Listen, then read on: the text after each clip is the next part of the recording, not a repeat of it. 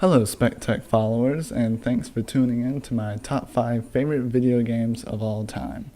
My number 5 favorite video game of all time is Heroes of Might and Magic 3 Complete.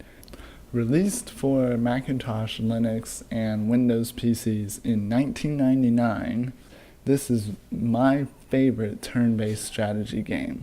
First off, it's sort of split into two games of an adventure slash RPG game and also a combat turn-based strategy game. The way that this is a turn-based strategy game is that each player takes their own turn, and after all the players have taken one turn, the game advances a day. So this game actually runs by months, weeks, and days. The first part of the game, you would normally control one hero and one town, and what you can do is in the town you buy creatures from your town and put them in your hero's army. You can buy up to 7 additional heroes, and in the town you're able to upgrade new monsters, get new materials, more gold, and basically make your town the best town that it can be. The way you build up your towns is you have different materials located at the bottom of your screen. You have to collect enough materials to build certain buildings within your town. So you have things like wood, ore, gems, crystal, and of course money. And so you need an X amount of these resources to build a building. What your heroes do is they go out in the world and explore and find new towns to conquer, resources so that you can build more buildings, find artifacts, and defeat other players.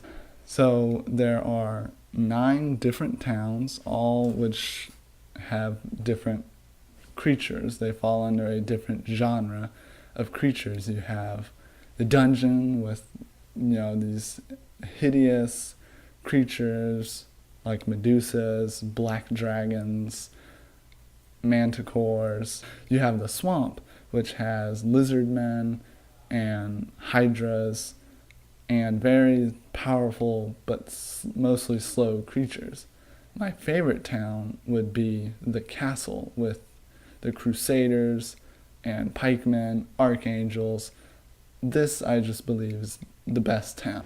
Now, the second aspect of the game is the combat slash turn-based strategy part. What this is when you go into combat, the 2 players are shown up, one on the left and one on the right.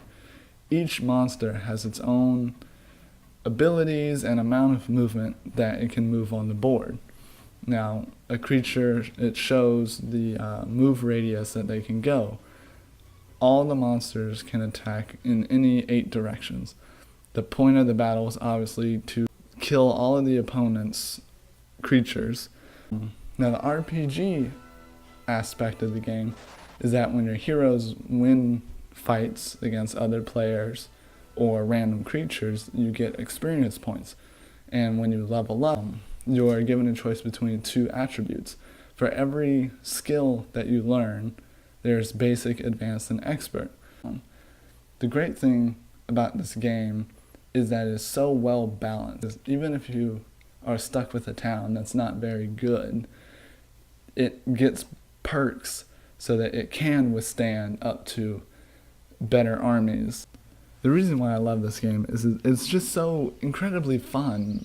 There's just endless possibilities because not only is there a story mode, which you have to follow specific objectives to win, but there's multiplayer mode where you can play on the same computer, or if you have several computers, each person can have their own screen. There's online multiplayer. There's mods made by other players. There's a random map generator. There's a map editor so that you can create your own maps and post them online so that people can download them. It's just after so many years of playing this game, I never get bored of it because there's just so much to do. But I really strongly recommend this game. It's just so good and fun, and there is a bit of a learning curve, but this game really is the best in the whole series. Okay, tune in September 27th, where I will post my number 4 favorite video game of all time. Thanks for tuning in, and I'll see you then. So keep coming back to the SpecTech blog for all your updates on everything tech and some exclusives that you won't get in the paper. Okay, bye.